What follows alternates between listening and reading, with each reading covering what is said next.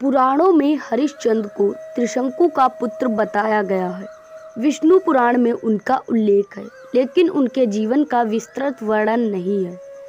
मार्कंडेय पुराण में उनके जीवन के बारे में विस्तृत कथा है, जिसे बुद्धिमान पक्षियों ने ऋषि जैमिनी को सुनाया था।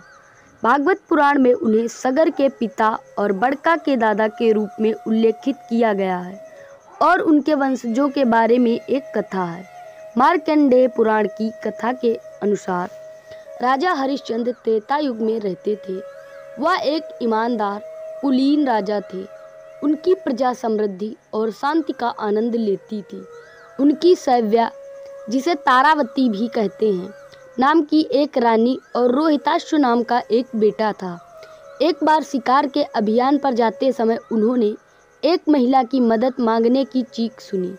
धनुष और बाण लेकर वह आवाज की दिशा में चले गए। ध्वनि विघ्नराज बाधाओं के देवता के द्वारा बनाई गई एक भ्रम थी।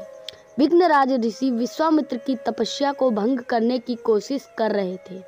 उन्होंने हरिश्चंद्र को देखा तो वे राजा के शरीर में प्रवेश कर गए और विश्वामित्र को गाली देना शुरू कर दिया। इससे विश्वामित्र की तपस्या में खलल पड़ा और ऋषि ने इस तपस्या के दौरान जो भी ज्ञान अर्जित किया था वह नष्ट हो गया। जब हरिश्चंद्र को होश आया तो उन्होंने पाया कि ऋषि उनसे बहुत नाराज हैं। उन्होंने उनसे माफ़ी मांगी। उन्होंने ऋषि की किसी भी इच्छा को पूरा करने का वादा किया ताकि वे अपने अपराध से मुक्त हो सके। विश्वामित्र ने अपने राजसूय यज्ञ के लिए दक्षिणा की मांग की।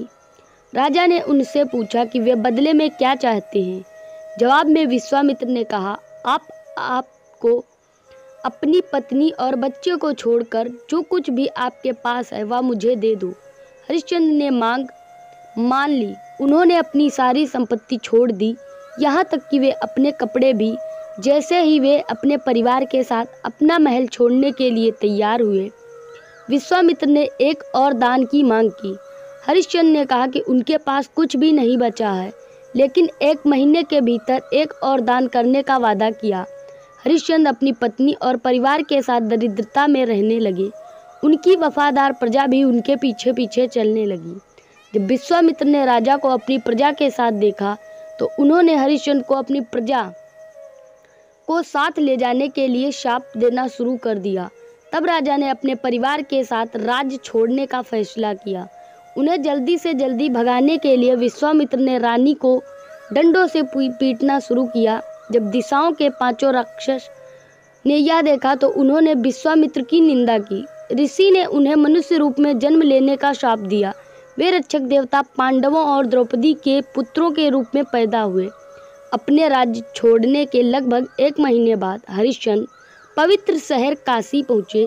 केवल विश्वामित्र को वहाँ पहले से ही मौजूद देखा। ऋषि ने राजा द्वारा दिए गए दान की मांग की। हरिश्चंद्र ने बताया कि 1 महीना पूरा होने में कुछ समय बाकी है। ऋषि अगले सूर्यास्त पर वापस आने के लिए सहमत हुए और चले गए।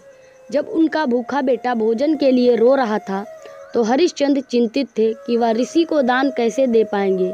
उनकी पत्नी ने सुझाव दिया कि वह कुछ पैसे पाने के लिए उसे बेच दे। कुछ हिचकिचाहट के बाद हरिश्चंद्र ने प्रस्ताव स्वीकार कर लिया और उसे एक बुजुर्ग व्यक्ति को बेच दिया। उनका बच्चा अपनी माँ को जाने नहीं देता था, इसलिए निर्णय लिया गया कि वह अपनी माँ के साथ ही जाएगा।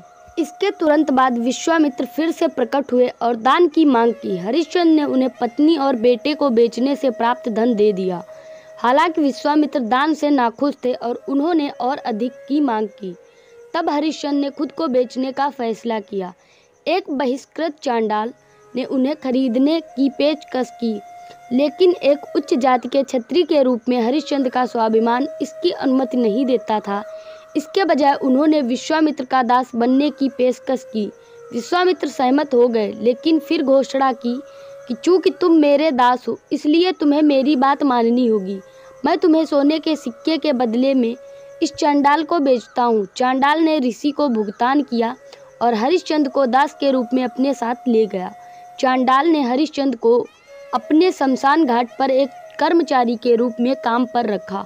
उन्होंने हरिश्चंद्र को वहां अंतिम संस्कार किए जाने वाले प्रत्येक शरीर के लिए शुल्क एकत्र करने का निर्देश दिया। शुल्क का एक हिस्सा चंडाल को जाएगा, एक हिस्सा स्थानीय राजा को दिया जाएगा और बाकी हरिश्चंद्र का पारिश्रमिक होगा। हरिश्चंद्र ने शमशान घाट पर रहना और काम करना शुरू कर दिया।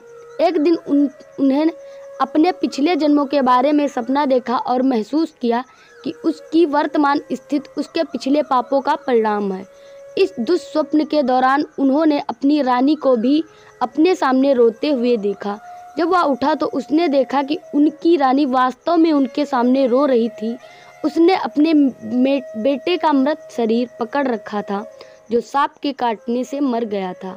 अपने दुर्भाग्य के बारे में सोचकर हरिश्चंद्र ने आत्महत्या का विचार किया। इस बीच रानी ने अपने बेटे के शव का अंतिम संस्कार करने की तैयारी कर ली, लेकिन हरिश्चंद्र ने उनसे कहा कि वे शुल्क चुकाए बिना ऐसा नहीं करने देंगे। इस बीच यम और विश्वामित्र के साथ सभी देवता वहां उपस्थित हुए। उन्होंने हरिश्चंद्र के उनके अच्छे गुणों की प्रशंसा की और उन्हें स्वर्ग में आमंत्रित किया, लेकिन हरिश्चंद्र ने अपने लोगों के बिना स्वर्ग में जाने से इनकार कर दिया। जिन्होंने उनके राज्य से चले जाने पर शोक व्यक्त किया, उनका मानना है कि वे उनके पुण्य के बराबर हिस्सेदार हैं और वे तभी स्वर्ग जाएंगे जब उनके लोग भी उनके साथ होंगे। उन्होंने देवों के राजा इंद्र से अनुरोध किया कि वे अपने लोगों को कम से कम एक दिन के लिए स्वर्ग जाने की अनुमति दें। इंद्र ने उनका अनुरोध स्वीकार कर लिया और वे अपने लोगों के साथ स्वर्ग चले गए।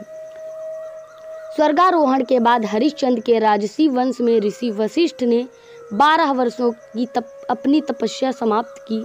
उन्हें पता चला कि इन वर्षों के दौरान हरिश्चंद्र के साथ क्या हुआ था। उन्होंने विश्वामित्र से झगड़ा किया, लेकिन अंततः ब्रह्मा ने उन्हें शांत कर दिया। ब्रह्मा ने उन्हें समझाया कि विश्वामित्र केवल राजा की परीक्षा ले रहे थे और वह उनको स्वर्ग में जाने के लिए मदद करना चाहते थे।